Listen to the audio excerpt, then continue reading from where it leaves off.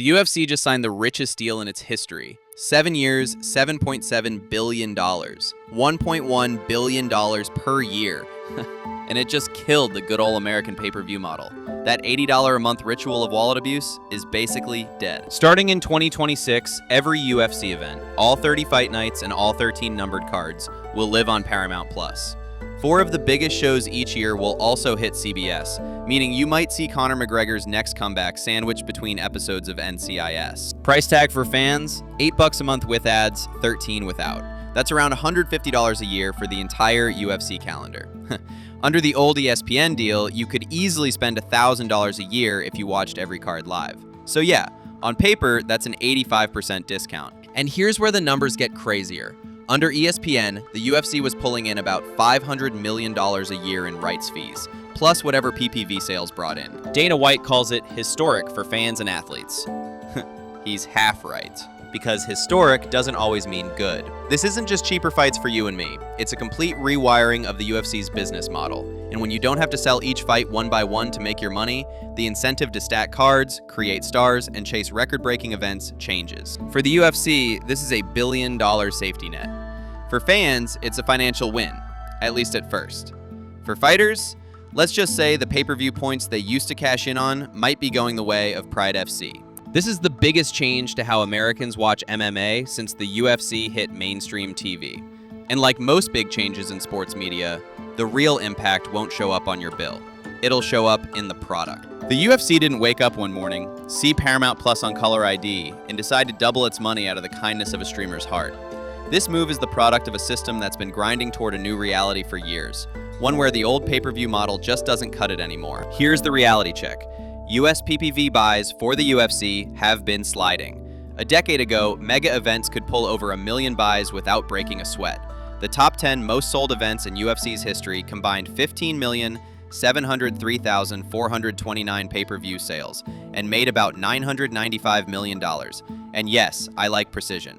In recent years, numbers closer to 200,000 aren't unusual, and that's before you factor in piracy, which now spreads a UFC card across Telegram faster than a viral knockout TikTok.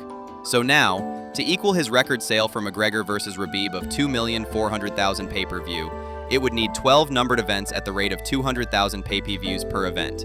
Sometimes more, sometimes less. Meanwhile, streaming platforms are in a gold rush for live sports. Why? Because scripted shows are expensive to make and easy to binge and cancel. Live sports? You can't pirate the feeling of watching it happen in real time, and it keeps subscribers hooked month after month. For the UFC, that combination was perfect leverage. They could walk into any negotiation saying, "We run 48 weeks a year. We never go off season. And we're the biggest brand in a sport we basically monopolize." The brand is so strong, most non-MMA aficionados think the UFC is the sport, not a private organization. Paramount Plus bit hard. This isn't just about fights, it's about subscriber retention. NFL games vanish for half the year, the NBA takes summers off. So when these don't air, subscribers usually resign. But the UFC keeps the lights on every Saturday. For a streaming service that's been losing ground to Netflix, Amazon, and Disney+, that's not just attractive, it's survival. And timing couldn't have been better. Paramount Global had just been taken over by Skydance Media, with a new CEO who happens to be a UFC superfan. Within 48 hours of that merger closing, this deal was inked. So yes, this is historic, but it's also a lifeline for a streamer that needs year-round live content and for a fight promotion that wants guaranteed money in an era where convincing people to pay $80 for a Saturday night is getting harder by the month. The stakes? A sport that's about to be paid like a utility bill. Reliable, predictable, and always on. Which sounds safe until you realize safe isn't always exciting. Under the ESPN era, the UFC's US broadcast game was built like a 2-lane highway. Lane 1 was the rights fee, about $500 million a year from ESPN for the privilege of hosting UFC content. Lane 2 was pay-per-view, and this was the lane that mattered most for the biggest stars. There's a few other ways UFC monetizes, like sponsorships and hosting events in specific locations they get paid for, like Dubai, for example. But none of these concern anybody but the UFC's logistics. Here's how it worked. ESPN Plus acted as the ticket booth. You needed a subscription just to enter the parking lot.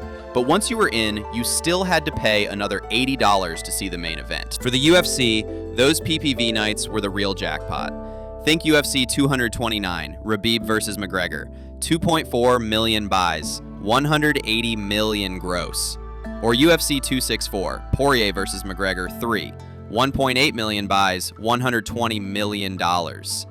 Even smaller Conor cards like UFC 246 versus Donald Cerrone cleared 1.35 million buys and around $90 million. A good chunk of that went straight into the UFC's pocket, plus a smaller slice to fighters with PPV points baked into their contracts. But outside of those rare mega fights, PPV sales were sliding. Piracy didn't help. Neither did the fact that UFC had to smoothen their image a little for advertisers after the McGregor versus Khabib incident. Enter the new Paramount Plus model. Now the UFC gets paid the same, no ticket booth, no per-event sales pressure, no waiting to see how many people actually show up. The fans pay one subscription, $8 to $13 a month, and get everything. The loophole? Dana White's already hinted at the option to pull a super fight out of the subscription pool and make it a one-off pay-per-view if it's big enough. So don't be shocked if Jon Jones fights at the White House and it's suddenly back to $80.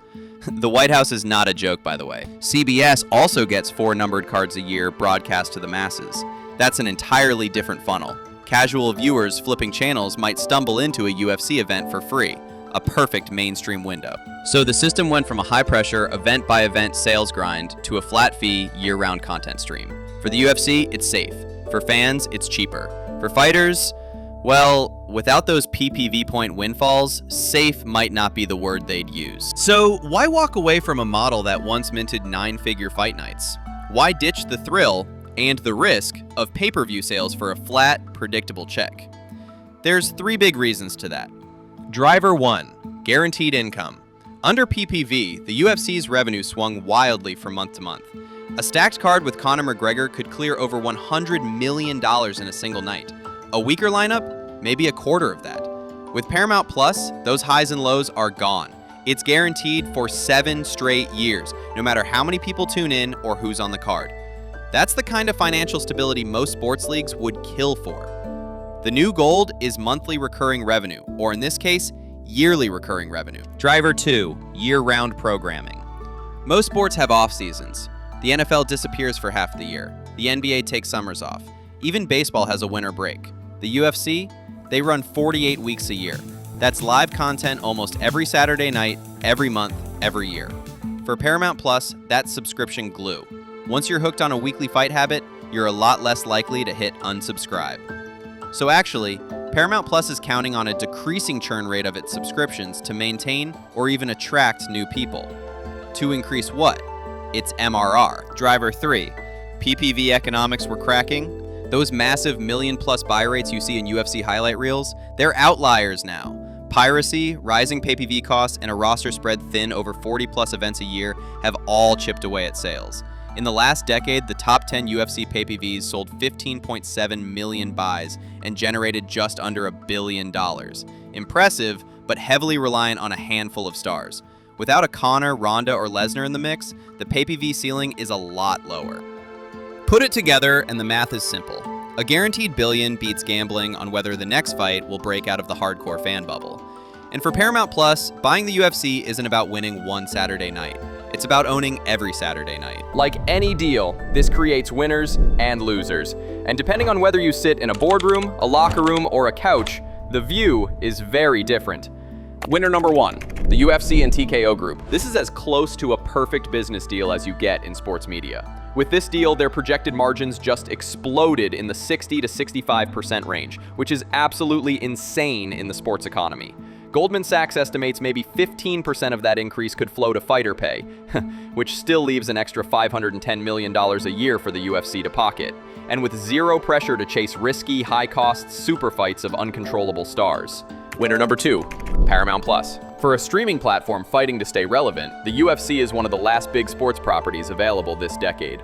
It runs all year, it's live, it's unpredictable, and it appeals to a young male demographic that's increasingly hard to reach. Winner number 3, US fans for now. If you're an American fan who used to buy every pay-per-view, or even just one pay-per-view a year, you're winning. That's money back in your pocket, at least until the product changes. Loser number 1, fighters, PPV points. The extra cut champions and headliners earned based on buys have purely vanished. And with it, one of the few ways UFC fighters could land 7-figure paydays. Maybe a few stars can negotiate special contracts. Without a union or collective bargaining, fighters have no seat at the table. And when you're just getting 18% of the UFC's revenue, there's a real risk that share could actually shrink. Loser number 2, ESPN and the PFL. ESPN loses the UFC, and with it, a huge chunk of its MMA audience. That's a direct hit to the Professional Fighters League, which relies on ESPN for exposure. If UFC fans cancel ESPN Plus en masse and move to Paramount Plus, the PFL could see its already modest viewership collapse. Everyone else? They're in the middle. Sponsors, broadcasters, and casual viewers might all get a boost from more accessible fights. Hardcore purists might hate what guaranteed money does to matchmaking, but in the UFC's boardroom, this is checkmate. Predictable income, minimal risk, maximum leverage. But wait, do I smell more than that? On paper, the UFC Paramount Plus deal is just business. In reality, it's also about corporate timing, political connections, and the kind of backroom momentum you can't put in a press release. First, the timing.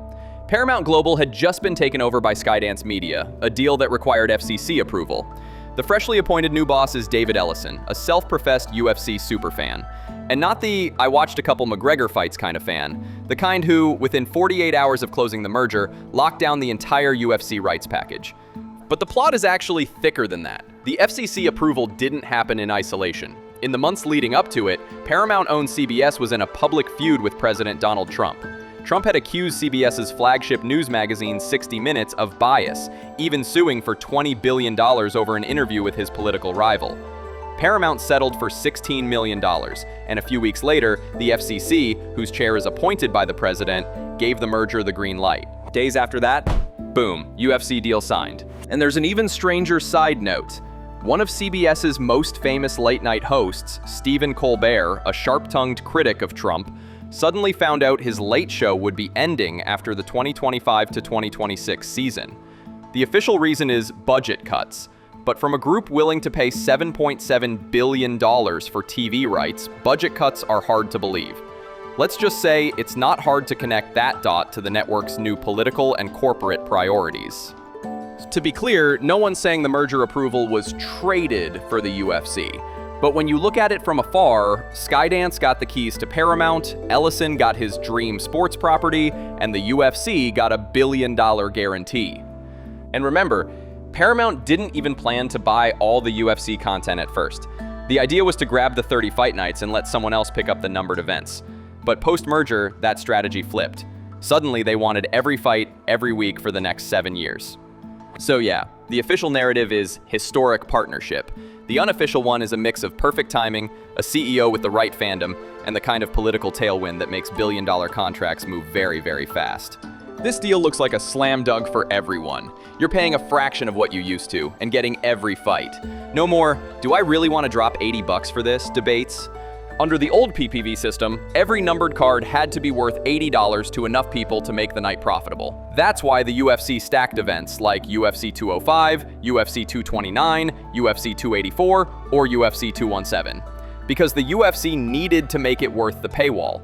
In a PPV world, you have to build rivalries, load undercards, and push fighters into stardom just to keep sales healthy. In a guaranteed revenue world, you don't. The check clears whether it's John Jones fighting Stipe Miocic or two plumber-level guys taking it out on the streets. That dramatically changes incentives.